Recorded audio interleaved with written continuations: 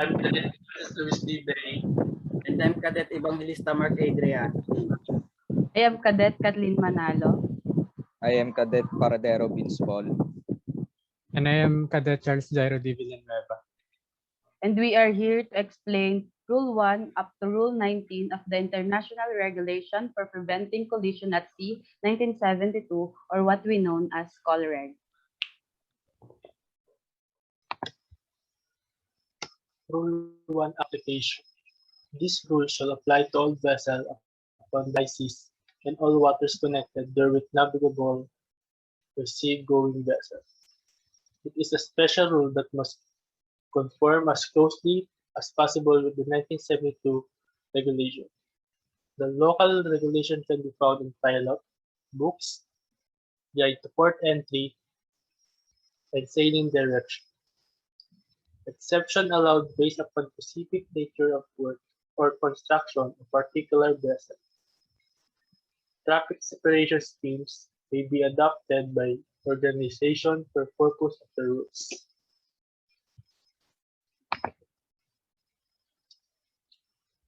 Rule 2 responsibility. The master, the crew, the owners, and charters must be held accountable. The master, who is the commander of the merchant ship, and he must show good seamanship at all times. A good seamanship must take all measures to the ship to avoid collision. Responsibility of the crew is safety of the ship.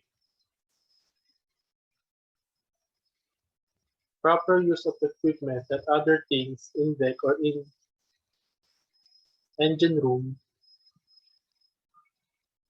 This rule is also about bad seamanship by use of alcohol during the watch late arrival and the watch sleeping during watch. In this rule, it's also about precaution required by good seamanship like keep clear of anchored vessel, check the light always, reduce speed, in shallow water.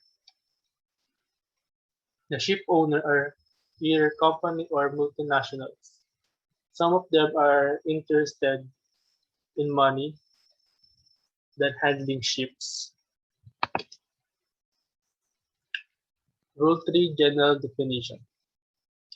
The word vessel includes every description of watercraft, including non-displacement craft, wing-in-ground effect, WIG, vehicle and seaplanes used for capable of being used as means of transportation of water.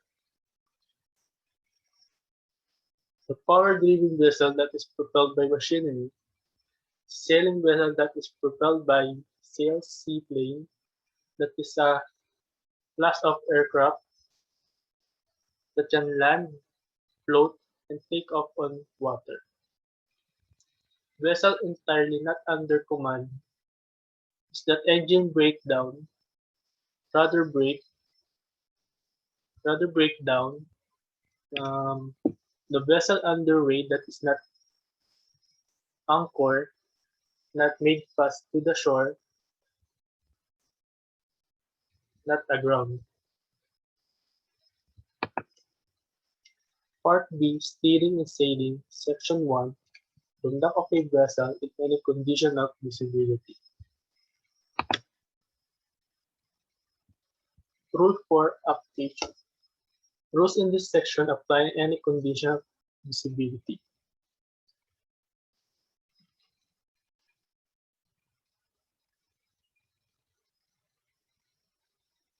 Tells us that vessel operating under any and all conditions of visibility are required to follow rules 5 to 10. In other words, these apply all the time. Rule 5, Lookout.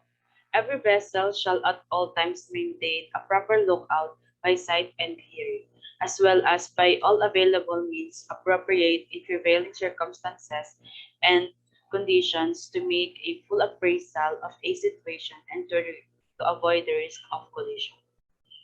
This is said to be one of the most important rules. At all times, every vessel shall maintain a proper lookout by all available means for us to make a full judgment or appraisal to avoid the risk of collision. By saying at all times, it means that in any kind of time, even if it's day or night, there should be someone who is in duty for lookout. And by saying by all available means, we should use all our resources for have for us to have a better lookout. For example, like radar AIS, radar and sight, radar and hearing, or the VHF. Officer, officer that is in charge to watch lookout must observe all the vessels, keep an eye on your vessel, and ascertain the risk of collision. Rule 6. Safe speed. Every vessel shall at all times proceed at a safe speed so that she can take a proper and effective action to avoid the collision, and be stopped within a distance appropriate to the prevailing circumstances and conditions. Rule 6 is the safe speed. There was no particular measure of what is the safe speed is, as long as you can stop the vessel within the distance appropriate to the prevailing circumstances and conditions. And also, vessel shall proceed to the safe speed at all times so she can take a proper and effective action to avoid the collision. Sometimes, safe speed is depend on the weather, the current, the wind, and the wind. There are factors that need to consider for the speed of the vessel. 1. State of visibility, traffic density, maneuverability of the vessel, presence of background and lights from shore, state of wind, sea, and the current. And lastly, draft in relation to the available depth of water.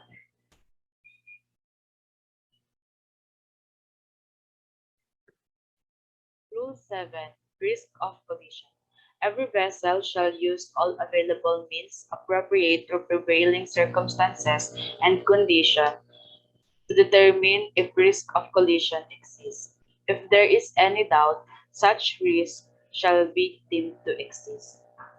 Sometimes it is better to assume that there is a risk of collision for us to ready or to make an action. We should utilize all our resources for us to avoid the collision. Like for example, using the VHF to call the other vessel if they are going to make an action or not. And also, we can use the long-range scanning to obtain any vessel or warning of collision. There are two scenarios that can consider that the risk of collision exists. One, risk exists if the compass bearing of an approaching vessel does not appreciably change. Two, when even bearing change is evident, particularly when approaching a very large vessel or tow or approaching vessel close to range. Rule 8. Action to avoid collision. Any action taken to avoid collision shall be taken in accordance with the rules of this part and shall, if the circumstances of the case admit, be positive, made in ample time, and with due regard to the observance of good seamanship. Be positive means that it is a confirmation. Confirm to other vessel if you will be the one who will take an action for them. Be made in ample time means that make an action as early as possible to have a safe distance and allowance to the other vessels. Be large enough to be readily apparent to other vessels. It means it should be obvious to other vessels that action you are going to do to avoid the risk of collision. Rule 9. Narrow channel. When you are maneuvering in narrow channel, you need to keep your vessel in outer limit. Kailangan din nating malaman ang different sound signal. Pag-overtake po sa starboard side, 2 prolonged blasts and 1 short blast. Pag port side, 2 prolonged blasts and 2 short blasts. Rule number 10, Traffic Separation Scheme. This rule applies to traffic separation scheme adopted by the organization and does not relieve any vessel of her obligation under any rule. A vessel using a traffic separation scheme should proceed the appropriate traffic lane in the general direction of traffic flow for that lane. So far as practicable, keep clear of a traffic separation line or separation zone. Normally, join or leave traffic lane at the termination of the lane, but when joining or leaving from either side, shall do so at as small an angle to the general direction of traffic flow as practicable. A vessel so far as practicable avoiding crossing traffic lanes, but if obliged to do so shall cross on heading as nearly as practicable at right angles to the general direction of the traffic flow. A vessel should not use in short traffic zone when she safely use the appropriate traffic lane within the adjacent traffic separation scheme. However, vessel of less than 20 meters in length, sailing vessel and vessel engaged in fishing may use inshore in traffic zone. Now, withstanding subparagraph, a vessel may use an inshore traffic zone when en route to or from a port, offshore installation, or structure, pilot station, or any place situated within the inshore traffic zone or to avoid immediate danger. A vessel other than a crossing vessel or a vessel joining or leaving a lane shall not normally enter a separation zone or cross separation line, except in case of emergency to avoid immediate danger. A vessel navigating in areas near the termination of traffic separation scheme should do so without particular. A vessel of less than 20 meters in length or a sailing vessel should not impede the safe passage of a power-driven vessel following a traffic lane. Rule 11. Application. In this section, it applies the presence setup. It means that you can see the other vessel and we can visually observe the other vessel. Rule 11 to 18 does not apply during restricted visibility. Rule 12. Sailing vessel. It only applies to sailing vessel. There should be one who shall give way, and there should be one that should be stand-on vessel. If there are two vessels, the vessel on the wind on her port side shall be the one to keep out the way of the other. Windward, where the wind is coming from. Leeward, where the wind is going to. Rule 13, overtaking. Rule 13 governs overtaking situations and states that any vessel overtaking any other shall keep out of the way of the vessel being overtaken. This rule applies to all vessels, not just power-driven vessels, as in the case in crossing and head-on situations. So, this rule says that it applies both vessel, sailing vessel, and power-driven vessel. And this rule is easy to understand because if you are the overtaking vessel, you shall be the one to make an action to keep clear out of the way of the other vessel. So this is the example of the overtaking situation. So how can we consider a vessel as an overtaking vessel? We can consider the vessel as an overtaking vessel if the vessel direction is from the 22.5 degree above the beam of the overtaken vessel. So this situation considered as an overtaking situation because this vessel is in the position 22.5 degree above the beam of the overtaken vessel.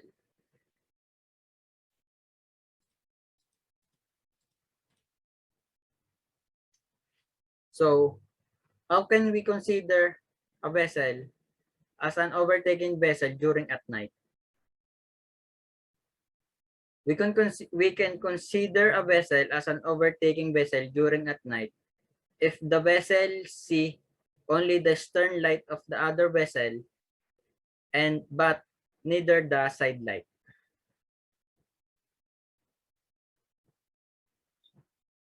So this is the diagram of the light of the overtaken vessel during at night. This green light, a green color, represent the starboard light of the overtaken vessel. And this color red represent the port side of the overtaken vessel, and this color white represent the stern light of the overtaken vessel. So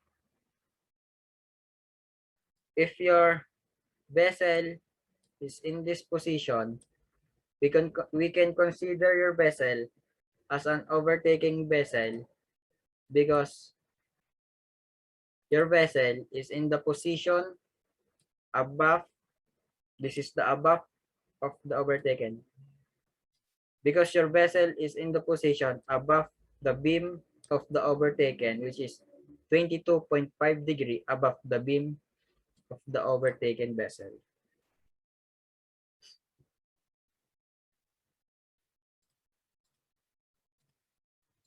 So let's proceed to the rule 14. Rule 14, head-on situation. Rule 14 governs meeting or head-on situations and state that when two power-driven vessels are meeting on reciprocal or nearly reciprocal courses so as to involve risk of collision, each shall alter her course to starboard so that it shall pass on the port side of each other.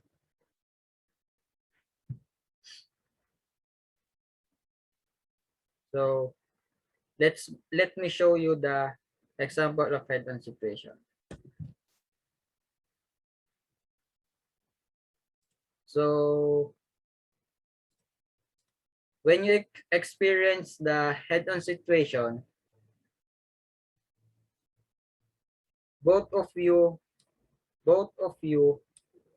need to alter your course to starboard side.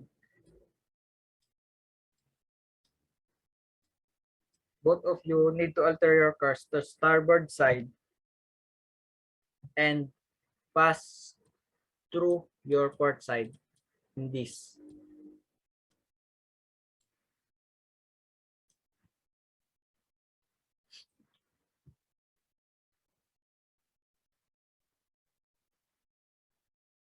This is the example of head-on situation.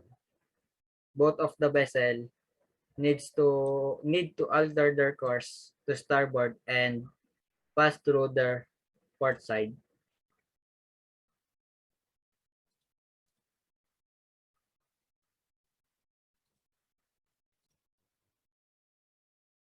So let's proceed to rule 15. Rule 15, crossing situation. Rule 15 state that When two power-driven vessels are crossing so as to involve risk of collision, the vessel which has the other on her starboard side shall keep out of the way and shall, if the circumstances of the case admit, avoid crossing ahead of the other vessel. So let me show you the example of the crossing situation.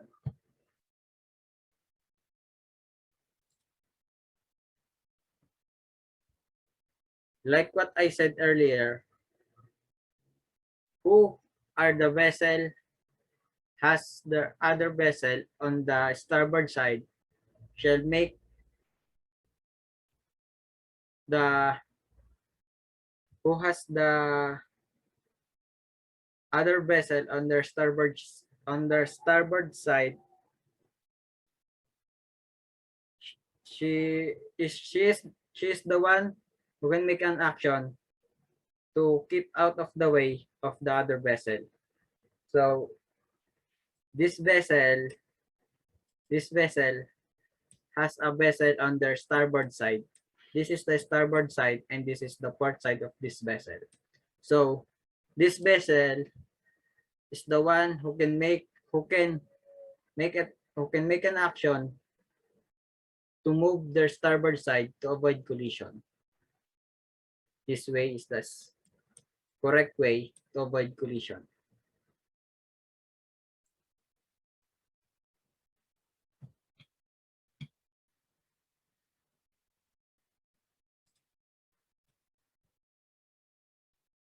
And Rule 14 said this vessel need to avoid crossing ahead to the other vessel, which is this vessel.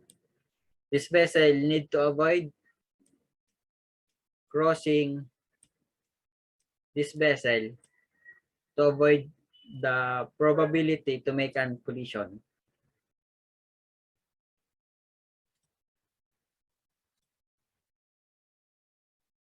So let's proceed to the Rule 16.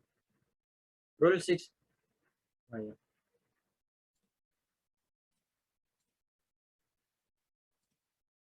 Rule 16 states that every vessel which is directed to keep out of the way of another vessel shall, so far as possible, take early and substantial action to keep well clear. So Rule 16 states that what should be the action of the giveaway vessel and what should be the characteristics of the giveaway vessel. So when we say giveaway vessel,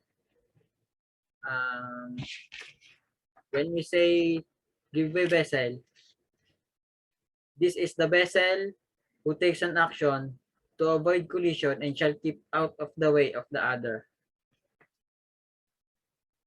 This vessel is always the one who can make an action to keep clear out of the way of the other vessel.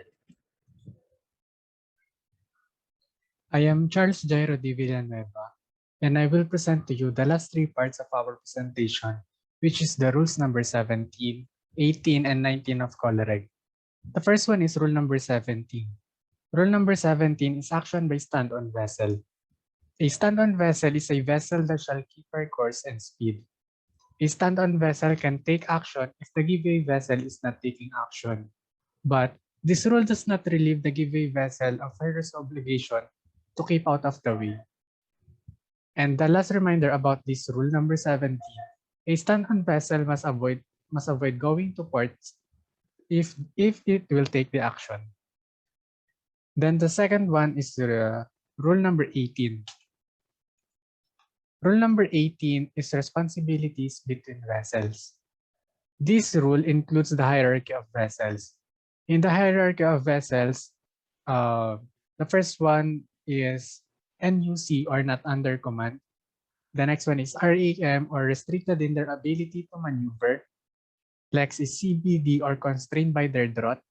Then next is fishing vessels, followed by sailing vessels, then power-driven vessels or PDV, and the last is seaplane. In order for us to determine which is the not under command, restricted in their ability to maneuver, and constrained by their draught, we can able to identify them by their lights and shape. In not under command, during nighttime, you can see two red lights vertically. And during daylight, you can see two black balls vertically. And in not under command, there are also two types of not under command vessels. The first one is entirely not under command, or not entirely not under command as a broken rudder and engine. And the second one is partially not under command. Partially not under command is affected by external forces such as wind and waves. Then the second one is restricted in their ability to maneuver. During nighttime, we can see a one red light and white light, and also a one red light. We can see them vertically, and during daylight, we can see a black ball, diamond, and a black ball. And the next one is constrained by their draught. In constrained by their draught, we can see a three red lights vertically during nighttime. And during daylight, we can see a cylinder hoisted.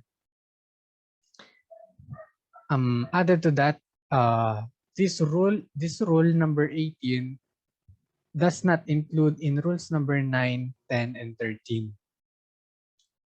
And I will discuss to you about the hierarchy of vessels. Note that whoever is the highest in the hierarchy of vessels, that vessel shall keep out of the way of the other vessels at the top of the hierarchy. Just for example, seaplane. Seaplane is at the bottom of the hierarchy of vessels. So seaplane shall keep out of the way of all the other vessels in the hierarchy. The next one is power-driven vessel. Power-driven vessel shall keep out of all the other vessels except for seaplane. The next one is sailing vessel. Sailing vessels shall keep out of all the other vessels except for power-driven vessels and seaplane. The next one is fishing vessels. Fishing vessels shall keep out of all the other vessels except for sailing vessel, power-driven vessel, and seaplane. Then the next one is constrained by their draught.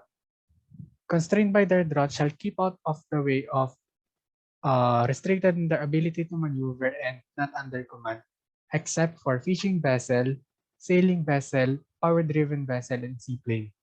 Then the next one is restricted in their ability to maneuver, or ram. Ram shall keep out of the way of not under command only. Then the last is not under command. It is the vessel in top of the hierarchy which has to be avoided by all of the other vessels in the hierarchy of vessels. Then the last one is rule number 19. Rule number 19 talks about conduct of a vessel in restricted visibility. This rule number 19 applies to vessels not in sight of one another. Every vessel shall proceed up at a safe speed if they are in a restricted visibility. A power-driven vessel shall have her engines ready for immediate maneuver. And if your vessel detects another vessel from your radar, you shall determine if there's a risk of collision. Some actions to be avoided is avoid altering course to port for a vessel forward of the beam.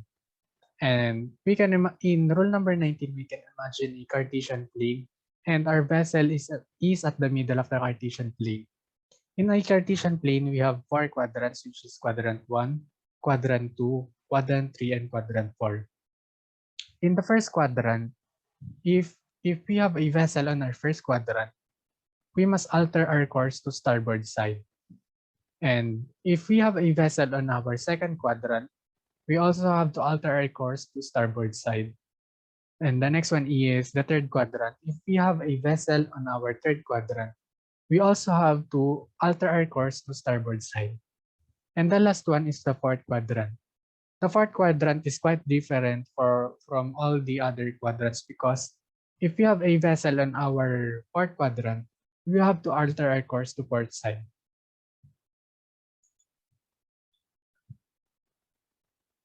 Thank you for listening, and that's all. That's all for me about the explanation of rules number 17, 18, and 19. I hope you enjoy our presentation. Thank you. Once again, I'm Cadet Baig Francis Luis. And I'm Cadet Evangelista Mark Adrian. I am Cadet Manalo Kathleen. I am Cadet Paradero Vince Polem. And I am Cadet Villanueva Charles Jairati. And thank you for listening to our presentation.